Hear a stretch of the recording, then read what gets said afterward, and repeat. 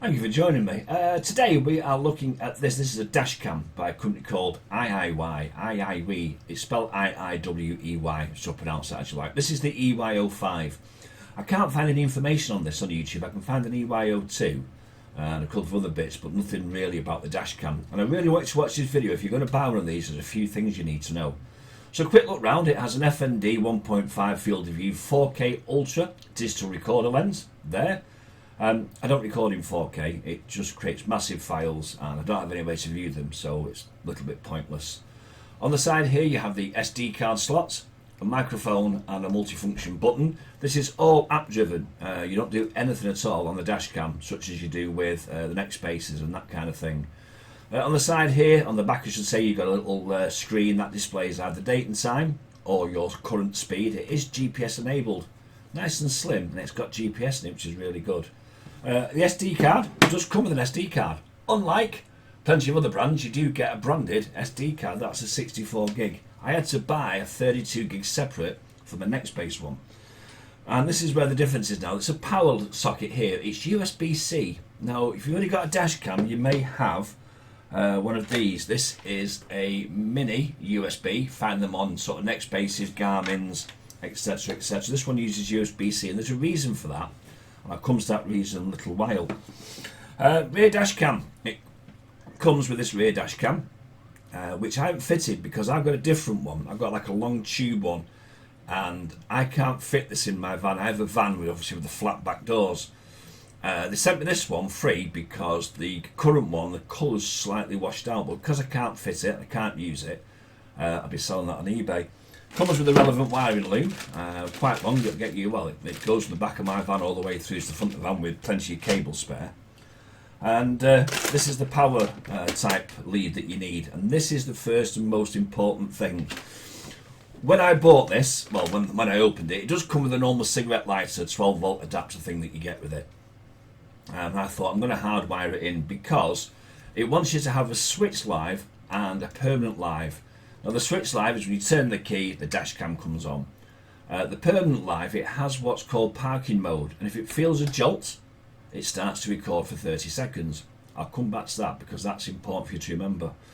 So I went on eBay and I found the IIwye one, and it was 28 quid, and I thought, I'm not paying 28 quid. No, not at all. So I picked up one for £10. And that was where the problem started. You see, what happened was, I'd be driving along, and something would happen. I think, oh, I'll save that. And the dash cam wasn't running. Or I'd go to save it and it wasn't recording. It would just randomly stop recording. The other thing it was doing, of course, was just saving all of the files randomly into the emergency folder. I literally had 60, 70 files in the emergency folder. So I thought it's got to be something to do with power. So I went out, bit the bullet, and I paid £28 for the IIwye wiring kit, and it worked perfectly. It came with all the relevant sort of plugs and leads and everything and connectors. It was really worth the 28 quid. So don't make my first mistake. Don't buy a cheap wiring kit. Get an original authentic one if you buy one of these dash cams. Now this dash cam is voice controlled. If you're driving along and something happens, you simply say lock the video and the video will lock. You can turn the audio off. You can just say turn off audio if you're having a conversation in the car that you don't want being recorded, for instance. And you can also say turn audio on. You can also take pictures as well. Just say take a photo and it will take a photo for you. It's really good. But like I said, mainly it's all app driven. So I'm going to hook it up to a power lead. I'm going to get the app sorted out and I'll take you through the app for it. Okay, syncing with phone. Okay, in 3, 2, 1. So I've got the app on the phone here, and it's called the OK Car app. And what you do is you power on your dash cam. So I'm going to just grab a power lead, which I've got on the desk here, and I'm going to plug it in, and you'll hear it start up. Takes a few seconds. Starting up. There you go. And then once it's started up, oh, I've gone, bear with me a second. Schoolboy error. Let me just stick the SD card in so you can hear it work properly. In fact, we'll start that bit again. In 3, 2, 1. So the app is called OK Car, and it's available both on Android and on iOS as well. So you're going to plug in the dash cam to a power supply. You can run it from a normal 5 volt USB charger if you want to. But of course you won't get the starting up. You won't get the benefits of the plus live, switch live, etc. Recording start. And you can hear it's gone recording start. Now you can see I've got the speed display on the back here. I can change that. So to go into the app, I'm going to click on skip, and I'm going to click on connect, and it will take you into your internet settings. If you doesn't come up with this one, then just go into your internet settings. And what you're looking for is you're looking for this one here. When it turns up, come on, you're here somewhere. GPS activated. There you go, it's found GPS. Woo! Right, I'm looking for the Wi-Fi for this. It should come up with the Wi-Fi, except when you're doing a video on YouTube and it decides it doesn't want to. Let's just turn my Wi-Fi back on and back off again and see if that gets it showing.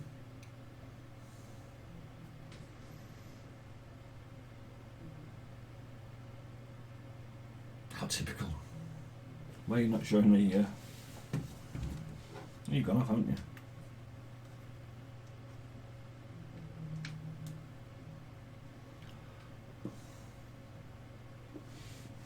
Starting up. GPS activated. Recording start. GPS activated.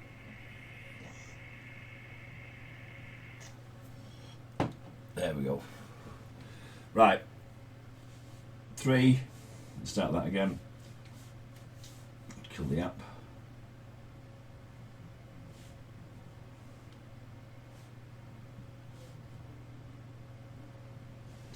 Okay, in 3, 2, 1. Right, so with the unit plugged in, you can now see it's got the speed display on the back, and it's activated its GPS. It's trying to find GPS, it won't find it obviously while I'm in the house. The app is called OK Car, which is here. You tap on that, and then what you do is you click on skip. We're not logging into it. It'll say connect, so click on that, and it should open up your Wi-Fi. And in your Wi-Fi, you should find the following one here: IIwye EY05 Now it's got a password of 1234567 Once it's done that, go back to the app, and you'll now see it now sees what the sees there. I haven't plugged in the rear view camera. I can do if you want me to, but I don't see the need for it. Now there's a couple of issues with the app. First of all, this little thing here is supposed to be a compass of a speed or something. Doesn't work on my phone. Might work on yours. So what we're going to do, we're going to go into settings. We're going to tap the cog in the top right. Recording stop. It'll say recording stop. You can change the password. You can do loop recording. Recording quality 4K and 1080. I'm going to change that to 1080 on both. I'm going to go back out of there. You've got impact sensitivity, so that's if you are over a bump or someone bangs into your car, it will save the clip automatically. This is the part I want to talk about, is parking mode. When you are parked up at night time, when you got out your car, if someone comes along, drives in, bumps your car, then it will lock the file. Let's see if I can get it to work. No, it has to be attached to the car.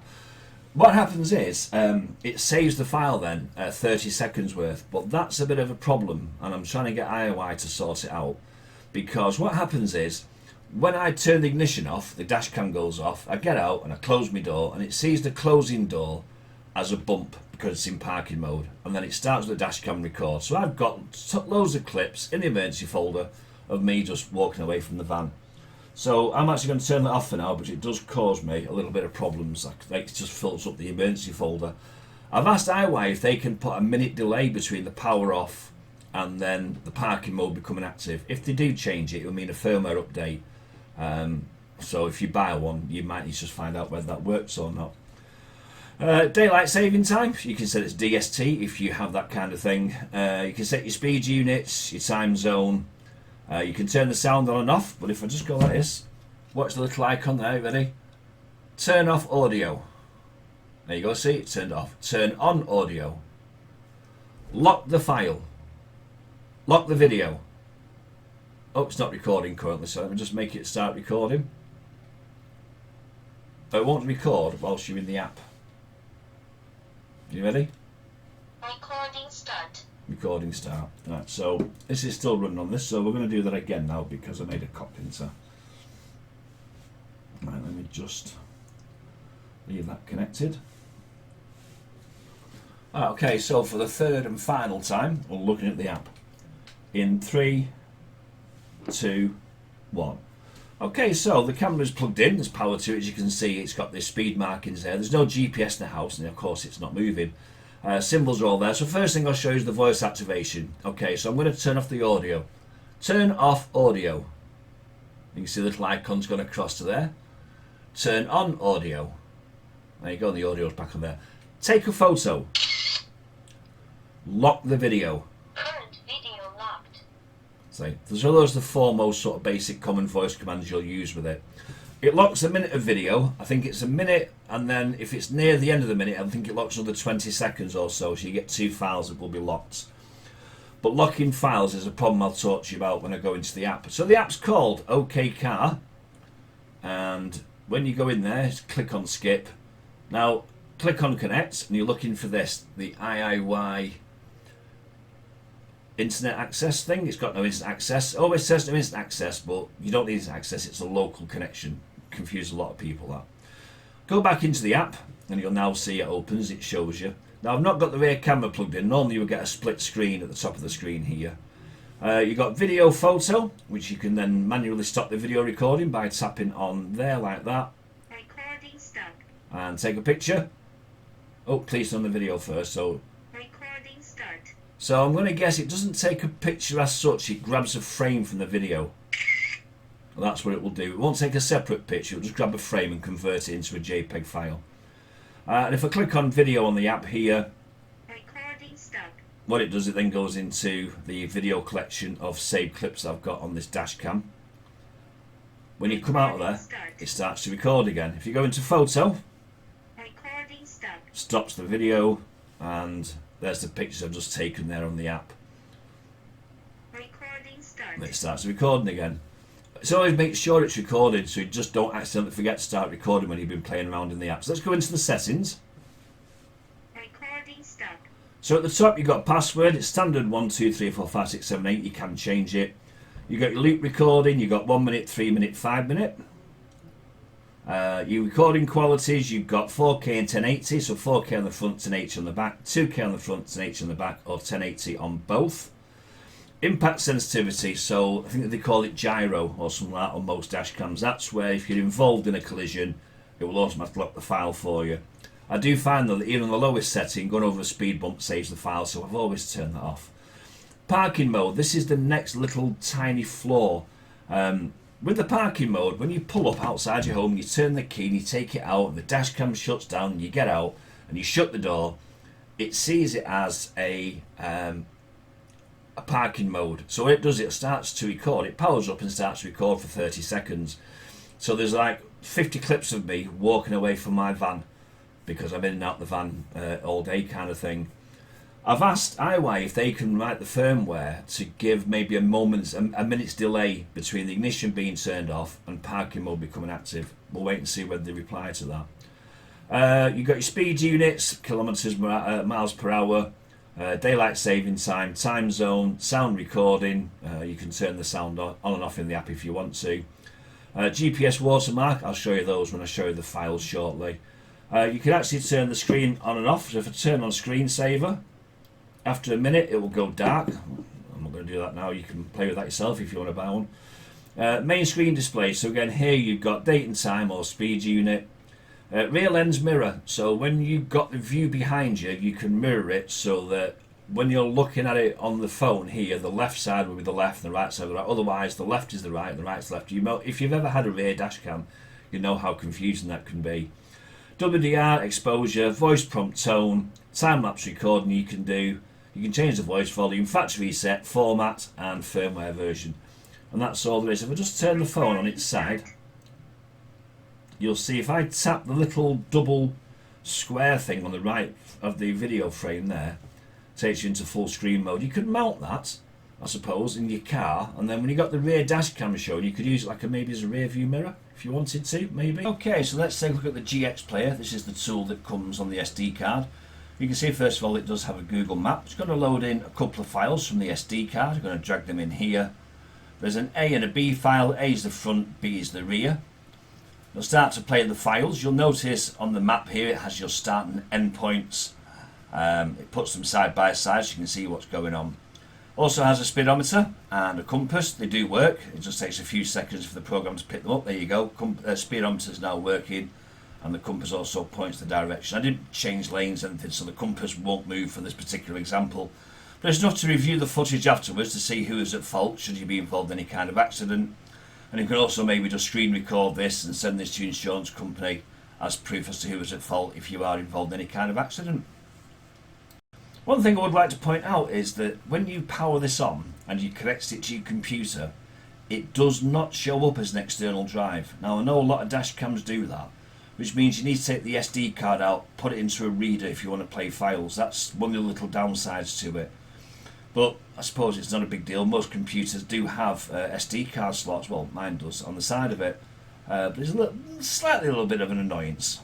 So this is what the output files look like. It's all quite clear, not like some dashcam videos I see where it's like someone's in the back with a big old Betamax Sony handheld unit thing. It is quite clear. If it's just to prove what happened in the case of an accident, registration plates are quite readable.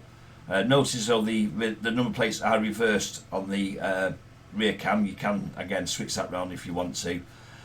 Date and time stamps on there. You've also got your location. And you've also got your speed as well. You can't turn the speed off, so if you are one of these who's going to post a dashcam video, be aware that your speed is actually shown on there. So that's it. That's my review of the EY05 Dashcam. Like I said, make sure you get the right power thing for it, and you shouldn't have any issues with it. And the support people, I think it's something like support@IIwye.com. They do answer emails quite quickly and do the best to resolve issues. So that's it. If you like the videos, give it a big thumbs up, hit that subscribe button down below, and I'll see you again when I do a video.